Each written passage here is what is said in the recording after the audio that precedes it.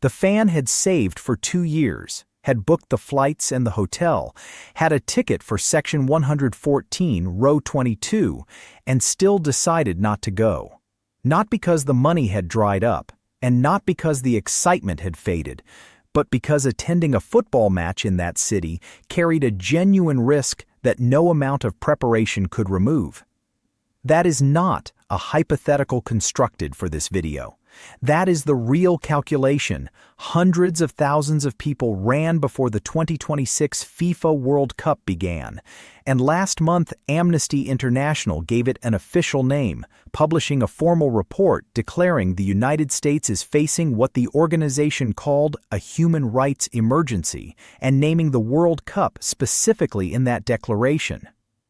By the end of this video, you will know exactly what ICE, the Federal Immigration Enforcement Agency, has been doing at and around World Cup host cities, which specific cities signed formal collaboration agreements with federal immigration authorities, and what those agreements produce in practice, why Amnesty International chose the word emergency and not the word concern, why players and not only fans appeared in their report as people at genuine risk, and what FIFA has done about any of it.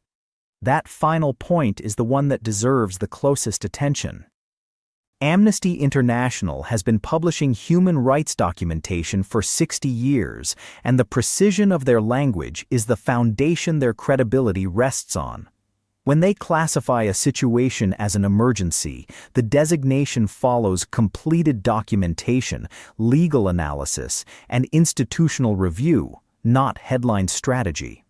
What their report on the 2026 tournament documents is a pattern of immigration enforcement activity that escalated sharply in the months leading into the competition, covering raids, workplace operations, traffic stops, and detentions at a volume that created what the report describes as a climate of fear extending well beyond undocumented individuals.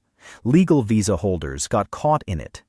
People with pending immigration cases found themselves inside it. Dual nationals from certain countries encountered it, and in some documented cases, legal permanent residents experienced it too, which meant the population affected ran far wider than the enforcement framing typically suggests. Amnesty named ICE directly as a chilling threat, and the target of that threat was not illegal activity. The target was the act of traveling to an American city to watch an association football match. 3 of the 11 American host cities, Dallas, Houston, and Miami, had signed formal agreements requiring local law enforcement agencies to actively collaborate with federal immigration authorities, not to respond passively when federal agents called, not to notify them only following an arrest, but to share information and coordinate operations in cities simultaneously hosting World Cup fixtures. A fan traveling from Mexico on a valid tourist visa, arriving in Houston for a group stage match, could find a routine encounter near the stadium, a traffic stop, an identity check at a venue entrance, a police presence managing a crowded street, turned into a federal immigration check that would never have occurred in a city without that agreement. That is not speculation. That is the documented mechanism those agreements create. The impact on attendance showed up in travel data before the first ball was kicked. Airline bookings from Latin America into the United States for June and July 2026 tracked well below comparable World Cup travel periods, with the sharpest gaps recorded for flights into Dallas, Houston, and Miami. Mexico is one of 3 co-host nations of this tournament. The Mexican national team was in the competition, and Mexican Association football carries one of the largest traveling fan bases in the world, yet booking numbers into those American cities bore no resemblance to that history. The secondary ticket market confirmed what the flight data pointed to. Resale prices in the 3 cities holding active ICE collaboration agreements dropped faster and further than in other American host cities over the same period. Markets do not move that way without a reason. They price in information, and the information those markets priced in was the fear that Amnesty International had put on the public record. The chilling effect reached well past Latin American fans. Supporters from Muslim-majority nations ran the same calculation. Fans from African countries worked through the same logic, and anyone traveling on a tourist visa who had read the Amnesty report, had followed the news about the ICE collaboration agreements, or had watched the enforcement environment in the United States shift over the previous year, arrived at a judgment about whether attending was worth the personal risk. For tens of thousands of people, the answer came back as no, and that produced something this competition had never generated in modern history. A portion of the global sporting fan base deciding the risk of attending outweighed the reward, not because tickets were unaffordable, not because the football was uncompelling, but because they were afraid of what could happen to them inside those stadiums. One thing deserves precision before going further. This is not an argument about whether immigration enforcement is legal. It is legal.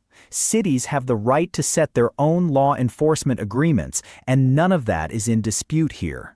What this video addresses specifically is what happens when that enforcement environment intersects with a global sporting event that depends entirely on international fans traveling freely, because FIFA accepted responsibility for that intersection the day it awarded this tournament to these host cities.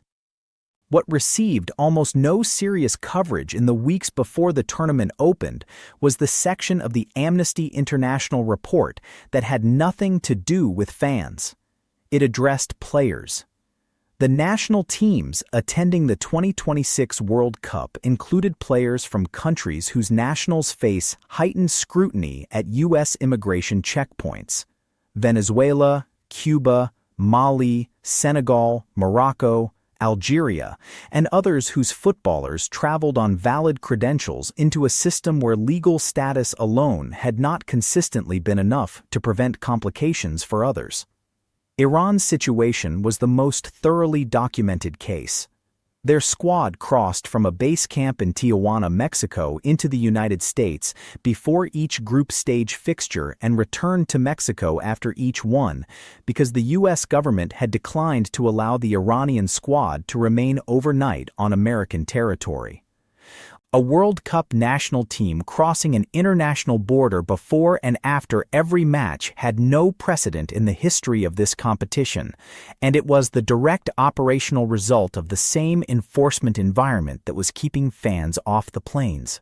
Amnesty's report raised the question FIFA never answered in public. What happens if a player gets detained at an airport? What happens if a team's vehicle gets stopped at a checkpoint?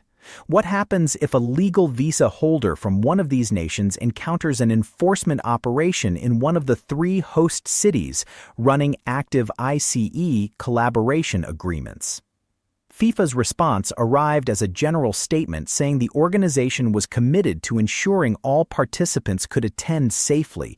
The statement named no protocol, described no procedure for what would happen if someone was detained, referenced neither the Amnesty report nor the specific agreements in Dallas, Houston, or Miami, and offered no mechanism for the situation it claimed to be managing. That statement was constructed to end a news cycle, not to protect anyone traveling to a match.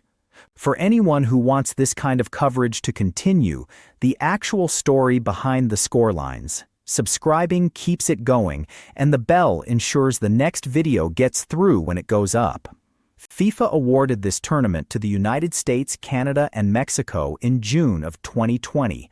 Every member of FIFA's council understood the American immigration enforcement infrastructure at that point, and the vote happened knowing the political context, which meant it came with an obligation attached.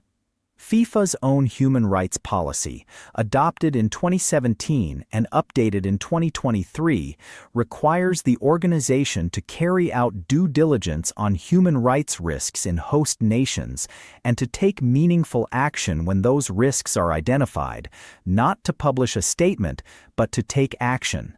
And those are the policy's own words.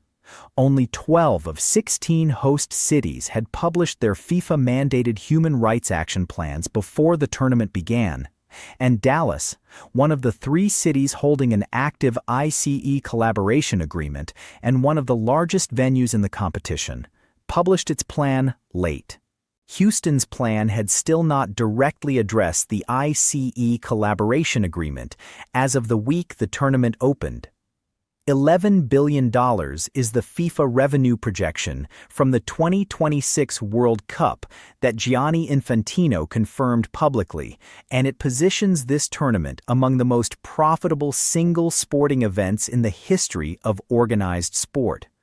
An organization collecting $11 billion from one competition had the financial capacity and the institutional weight to demand specific, enforceable protections from host cities as a condition of staging World Cup fixtures. Yet what FIFA negotiated instead covered free transit provisions, commercial blackout periods, VIP hospital access for officials, the precise number of paramedics required at each match, and every element of the commercial and logistical environment affecting its own revenue. None of that negotiating effort produced a single enforceable protection for the international fans who were afraid to book a flight. FIFA's standard response to that criticism frames immigration enforcement as a matter of national sovereignty, outside the organization's authority, something it can encourage but cannot require. That framing is not without any basis, but FIFA requires tax exemptions from host governments, requires adjustments to local labor law, requires exclusive commercial zones around venues, and restricts what other events can take place in a host city for weeks at a time. The organization applies its institutional weight with consistency and precision when the subject is commercial revenue, and the decision not to apply that same weight to the safety of traveling fans and players was a choice, not a structural limitation. The empty seats across Dallas, Houston, and Miami were not purely a pricing failure. Some sections sat vacant in every American host city because dynamic pricing pushed ordinary supporters out of the market, and that is a real and separate problem. But the empty seats in those 3 cities carried a different weight, because the fans who should have filled them, supporters from Latin America, from Africa, from the Middle East, the people who travel the greatest distances and bring the loudest atmospheres, the ones who make a World Cup feel unlike anything else in sport, had read the Amnesty International report, had seen the ICE collaboration agreements in those cities, had assessed the civil liberties risk, and had decided to stay home. This tournament was presented to the world as the event that would introduce the United States to the culture of association football, to show what the sport means across every other continent, and to build the international connections that FIFA claims as its core purpose. The fan from the beginning of this video watched from the living room instead of from section 114, row 22. The football still reached them, because the sport crosses every obstacle, including the ones built from fear. Watching from home is not the same as being there, though, and the people who should have sat in those seats earned their place in that crowd not through corporate hospitality or personal connections, but through years of genuine commitment to the sport. They deserved an organization that fought for their safety with the same effort it brings to protecting its broadcast rights. That fight never happened, and the empty sections across 3 of the largest stadiums in this tournament remain as the permanent record of the decision not to have it. Dallas, Houston, and Miami all held active ICE collaboration agreements. When FIFA confirmed their hosting status, FIFA knew, produced no enforceable response, and collected $11 billion regardless. Leave your position in the comments on whether FIFA should have required those 3 cities to suspend their ICE collaboration agreements as a non-negotiable condition of hosting World Cup matches, a direct yes or no with your reasoning. And the most considered responses feed directly into the next video. Subscribing keeps this coverage going, and the FIFA host city contract breakdown linked here goes into detail on exactly what cities signed and what it ultimately cost them.